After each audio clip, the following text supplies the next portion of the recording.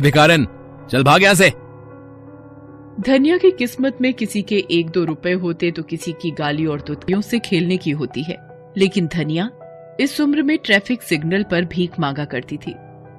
उसकी माँ जो दूसरों के घरों में झाड़ू पोछा लगाती थी, उनकी अचानक मौत होने के बाद उसके शराबी बाप वीरपाल ने उस नन्ही बच्ची को भीख मांगने पर मजबूर कर दिया। भगवान के नाम पर कुछ पैसे दे दो भैया, इस गरीब पर तरस खाओ भैया। ए भिखारन, चल भाग यहाँ से। धनिया की किस्मत में किसी के 1-2 रुपए होते तो किसी की गाली और दुत्कार। जिस दिन वो कम पैसे लाती उसका बाप उसकी बेल्ट से पिटाई करता। वो बेचारी हर दर्द सहती, लेकिन अपने पिता से कभी कोई शिकायत नहीं करती थी। एक दिन धनिया को बहुत भूख लगी थी, तो उसने 5 रुपए के चने खरीदे, कुछ खुद खाए और कुछ अपने पिता के लिए रख लिए। शाम को वो जब घर पहुंची तो, बाबा ये देखो, मैं आज आपके लिए चने लाई हूँ। चने? मुफ्तखोर, कितने पैसे खर्च कर दिए इसके लिए तूने? बाबा सिर्फ 5 रुपए। रुपए पेड़ पर उगते हैं क्या? किसने कहा तुझे ये लाने को? पापा वो तू आजकल कुछ ज्यादा ही हद से बाहर हो गई है। रुक, तुझे बताता हूं।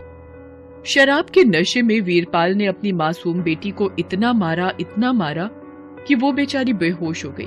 उसका पूरा शरीर लाल पड़ गया था और उसे बुखार भी आ गया, जिसके कारण वो अगले दिन सुबह जब देर तक सोती रही तो वीरपाल गुस्से में उसके पास गया।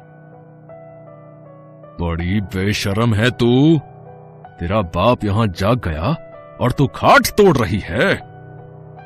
पापा पूरा शरीर दर्द कर रहा है, देखो ना, लाल लाल निशान भी पड़ गए हैं। देखो, मेरे सामने तो ये सब नौटंकी मत किया करो, नहीं तो इसका इलाज मुझे अच्छे से आता है। बोलो तो कर दूं इलाज फिर से। पिटाई के डर से बेचारी धनिया उस बुरी हालत में भी भीख मांगने निकल गई, लेकिन उसके पैर नहीं उठ रहे थे। थोड़ी ही देर में उसे चक्कर आ गया और वो रास्ते में बेहोश होकर गिर गई। उस रास्ते से न जाने कितने लोग गुजरे, लेकिन ज्यादातर लोग उसे अनदेखा कर निकल गए। हालांकि कुछ लोगों ने उसे कुछ पैसे भी दिए। उन पैसों से वो बाप के लिए शराब खरीद कर ले गई। समय यूं ही बीतता रहा। धनिया कभी आधे पेट तो कभी खाली पेट रहकर अपने पिता की शराब की जरूरत पूरी करती रही। समय तेजी से बीत रहा था। धनिया की उम्र अब 17 साल की हो गई थी। अब वो अपनी माँ की तरह ही लोगों के घर जाकर झाड़ू पोछा किया करती। एक दिन जब वो दूसरे के यहाँ काम करने जा रही थी तो वीरपाल का मुंबई में रहने वाला दोस्त कुंवरपाल अपनी लंबी सी कार से उसके घर आया। वो धनिया को अजीब नजरों से घूर रहा था। और भाई कुंवरपाल, मुंबई जाकर तो तू सेठ हो गया। ये कपड़े, ये स्टाइल, ये तेरी गाड़ी, अरे लॉटरी लग गई क्या भाई तेरी? अरे कोई लॉटरी नहीं, मेहनत की कमाई है भाई। कुंवरपाल, तेरे साथ पिए हुए बहुत दिन हो गए भाई, चल मंडली जमाते हैं। ओए, मैं तेरे जैसी देसी नहीं पीता, इंग्लिश पीता हूँ, इंग्लिश है। चल तू मेरे साथ चल, आज मैं तेरे को पिलाऊंगा और मस्त खाना भी खिलाऊंगा। चल भाई, ये इंग्लिश दारू तो मस्त है। तू चाहे तो ऐसी इंग्लिश दारू तू भी पी सकता है। अरे तुझे चढ़ गई है क्या? मैं कहां से पीऊंगा ऐसी महंगी शराब? देख भाई, तू मेरा बचपन का यार है, मैं तेरे भले की ही बात बोलूंगा। तू अपनी धनिया की शादी कर दे।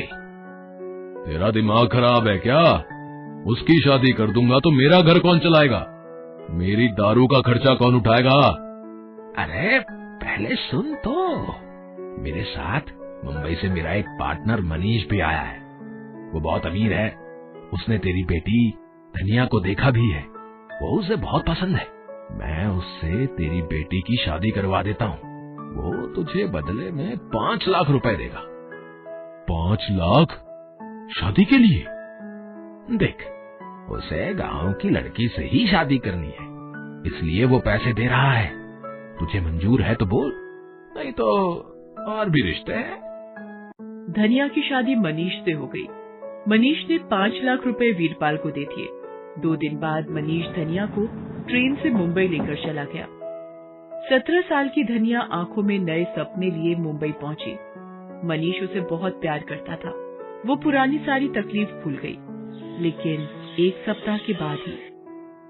धनिया, मुझे जरूरी काम से 3 दिनों के लिए बाहर जाना है।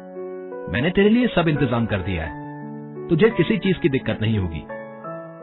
आपके बिना इतने दिन कैसे कटेंगे? अनजान शहर है ये, गांव होता तो कोई दिक्कत नहीं होती। अनजान क्यों? अब तेरा घर तो यही है ना, और 3 दिन की ही तो बात है। फिर तो मैं हूं ही तेरी सेवा में हाजिर। मनीष धनिया को छोड़कर चला गया, लेकिन उस दिन दोपहर के समय जब धनिया सो रही थी तो एक अनजान आदमी ने उसके कमरे का दरवाजा खटखटाया। उसने दरवाजा खोला। वो आदमी जबरदस्ती उसके घर में घुस गया और दरवाजा बंद कर दिया। अरे भैया, कौन है आप? इस तरह एक अकेली लड़की के घर में क्यों घुसे चले आ रहे हैं? मैं अभी अपने पति को फोन करती हूँ। बड़ी आई पति को फोन करने वाली।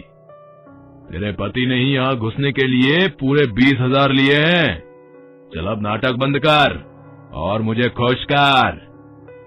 ये आप क्या कह रहे हैं? मेरी तो कुछ भी समझ में नहीं आ रहा। ये समझ ले कि जिसे तू अपना पति समझ रही है वो तेरा दलाल है, समझी? और तू ये नाटक बंद करे।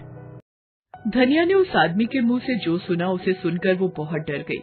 उसने उस आदमी से बचने की बहुत कोशिश की, लेकिन वो उस मजबूत कदकाठी के आदमी से कितना लड़ पाती।